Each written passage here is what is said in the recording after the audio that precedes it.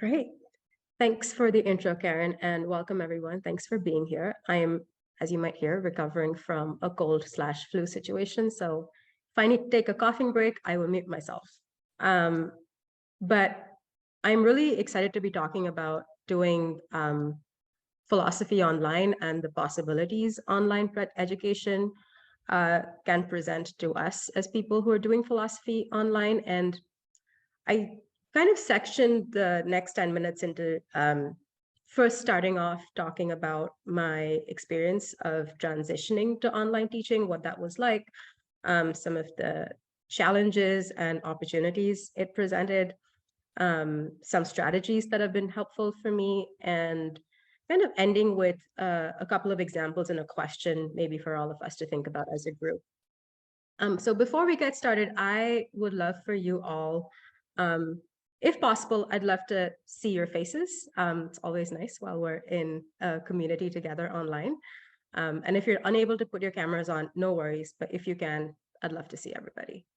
I'm going to start off with a quick poll. So I'm going to ask questions. If it's true for you, you can raise your hand either on your screen or use your emoji hand. So who here has taught online, taught anything online? Okay, great, quite a few of you. Who here has been taught online? Okay, quite a few of you, us.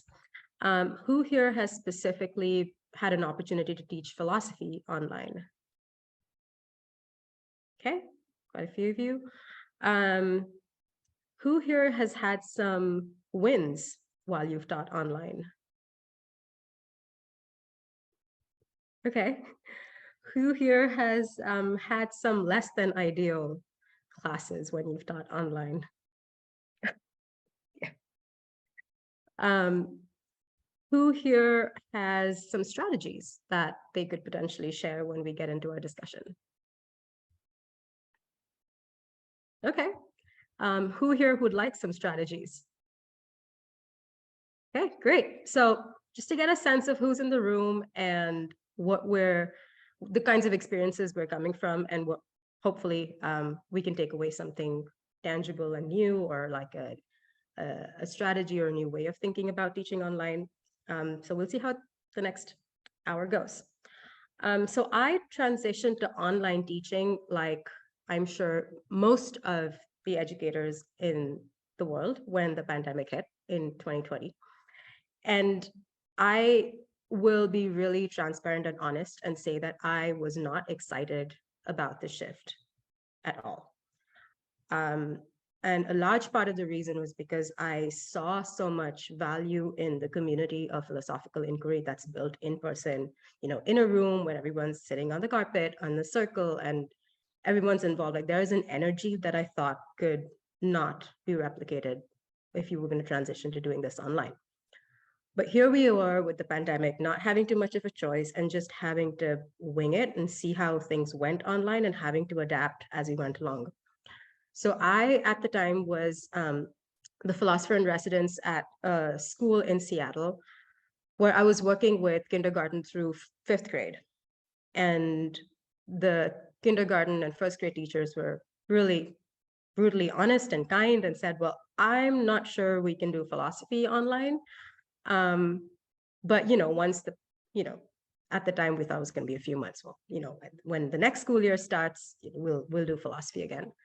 So I did philosophy with grades 2 through 5, 5th grade, online for the rest of that school year. And I think what really surprised me was how quickly the kids adapted to being online. And well, for the most part, not everybody did, and I'll talk about in a second.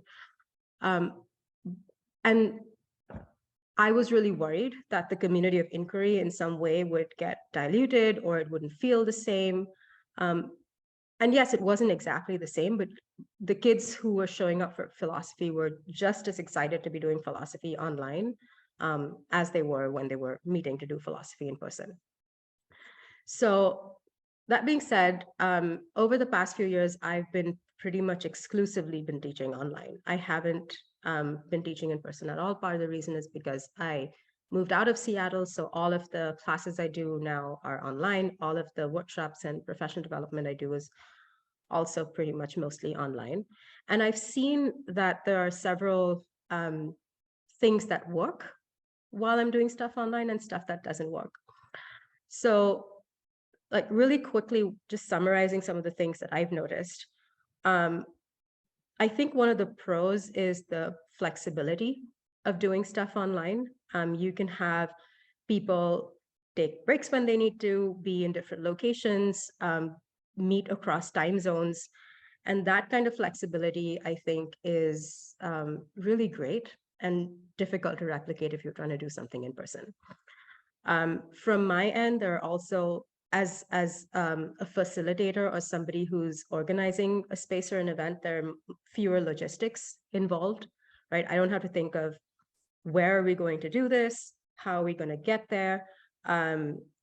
Do we need to make sure we have enough money to rent the space, right? What works for everybody? So in that sense, for somebody who's organizing, it is somewhat less of a logistical exercise. And I also find that teaching online allows the people who are in the space to interact and engage in different ways. It doesn't just have to be coming off of mute and contributing to a discussion. I've actually found my students using the chat function a lot in very productive ways, and I'll talk about that a little bit later.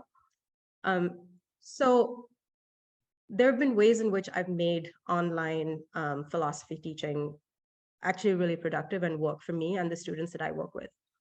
Some of the things that haven't gone so well, I still feel that while the community of philosophical inquiry that's developed online is special and very real and authentic, it is different from the kind of community that you will develop in person. Like there's just something about being in person in the same space that is hard to have online. But I think it's not something that's a negative in that it causes the breakdown of the community of philosophical inquiry anyway. It just feels different. The other thing I think that's important to recognize is that access is not the same for everybody. To be able to do something online, you need to have a stable internet connection. You need to have space that's quiet. You need to have a computer. And I realized that for several of my students, especially that first pandemic year, it was really hard for them to have access to the resources that they needed to be able to do successful online learning. Not true for all students, but definitely true for some. And depending on where you are and what communities you're working with, that access issue is going to be more of an issue than if you were in a more affluent, resource-rich area. So that's also a reality that we have to work with. When I stopped teaching at the school and I started doing online classes with students who self-selected or whose parents enrolled them for the online philosophy classes, that's a very different population. So the access issue in a space like that is mediated differently, let's say. Another thing that I sometimes worry about when I'm teaching online is, all of the kids, they're together in the space online, but they're not together in space physically. And I think there's just something about community building that needs, I think as facilitators, we need to do more with and more about to make sure that the space feels cohesive for the students as they're participating in philosophy. In terms of possibilities, or at least for me over the past few years, being online has allowed me to meet people from different parts of the country, students and educators alike. This past year in March, while I was in the United States and India, because I was traveling to visit my family, I was actually able to teach classes for a program an educator was running in Ukraine. as a result of the students not being able to access education and go to school. She was doing a philosophy program for the students in Kiev. And she reached out and said, we're in Ukraine and we're trying to do this thing. Could you teach philosophy? And I was just thinking, if we didn't have online spaces, that ask would have been completely impossible to do anything about. So it was really cool that we were able to make that collaboration happen. And it was also really cool for the kids to have facilitators from different parts of the world do philosophy with them. So it was a really rich experience, and it was only possible because we were doing philosophy online. The other, related is, being able to transcend time zones. There are people in this room right now who are not on Pacific time zones, and here you are, right? So I think that's really pretty cool, really special. And in terms of, oh, I'm running out of time. Okay.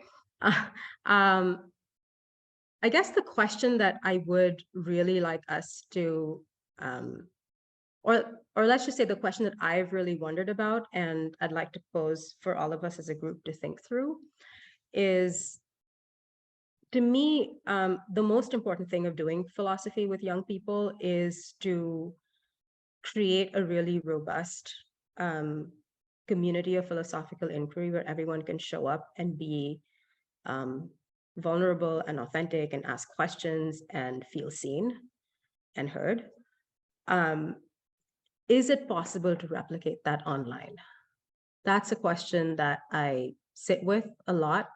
And I feel like all of the strategies that I try and use is to make sure that the community that's developed online feels just as rich and strong and stable as a community that you might be able to develop in person after having, met people consistently in the same space at a same, all of when you do a class together. So I feel like the answer to that is, I don't think it can be replicated in exactly the same way, but I do think that we can do a lot of things to make that community of inquiry really strong. And I'll end with two examples. I had a class of middle and high school students who were meeting online. And that was a group of students I really struggled with. I don't think they really enjoyed being online. It was a very particular group of students. I don't think they enjoyed being online. I also think for them, being online meant that they could be quiet, and it gave them anonymity in a way that wasn't necessarily productive to having discussions online. And I couldn't figure it out for the life of me. How do I build community in this group? How do I get them to engage? And it took me a few sessions, and I thought, well, our doing philosophy is essentially having discussions. And for me, discussions tend to be like a vocal contribution to a conversation. And I thought, what if we tried writing with this group to see how it goes? And it was so productive to have this group write to each other in real time in the same space. And that is something we have done in person, but it was actually so much easier to do online. I'm just going to show you an example of the kind of conversation we were able to have.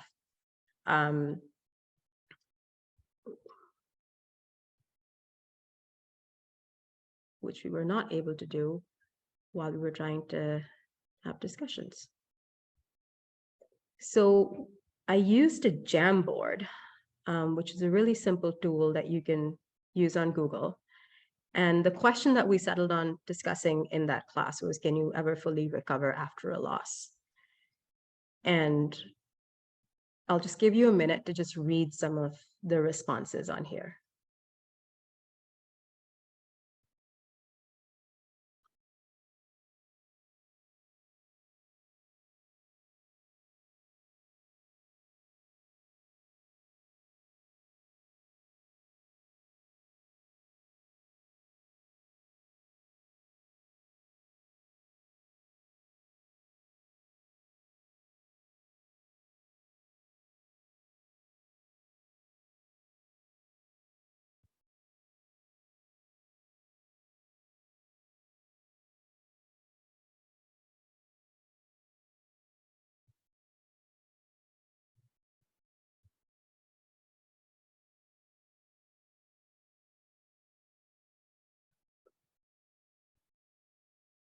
I can share this later with everyone in the chat if you'd like to read them in detail, but it was such a rich discussion, and all I needed to do was change how I was thinking about discussion and community. And after we did this exercise, it just shifted something in the group, and they were much more comfortable. Not that it changed entirely, and they weren't like super talkative the next day, um, but they felt more able to communicate with each other after having done this exercise. And that was, something for me to learn from. Um, and that like building community looks very, very different for different groups, for different ages. And my final example is this other, I used the same Jamboard with a group of fourth graders, 8 and 9 year olds, who were great talking to each other, really engaged online, but they really loved this exercise. And all they had to do was write down an example of a lie that they had told or had been told.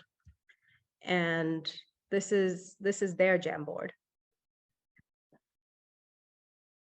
And they loved using the Jamboard so much. At the end of it, they said, "Oh, Miss Debbie, after we're done with class, can we have like a Jamboard session for 5 minutes every day?" I was like, that's I mean, I didn't do that, but it was valuable information, because what it was telling me is that they really wanted opportunities to talk with each other outside of doing philosophy, that the 1 hour of doing philosophy wasn't necessarily giving them. And now what I do in my online classes is I spend the first 5 minutes letting them just have like some social time. Then I do some community building, and then I get into philosophy. And that's really changed how the community develops over time. So I'll stop there. Happy to share more strategies as we talk, but I realize I'm out of time. So I would love to hear any questions that you have about any of this, or any strategies that you'd like to share, things you wished you could do differently while you were teaching online, or some wins that you've had, any of that.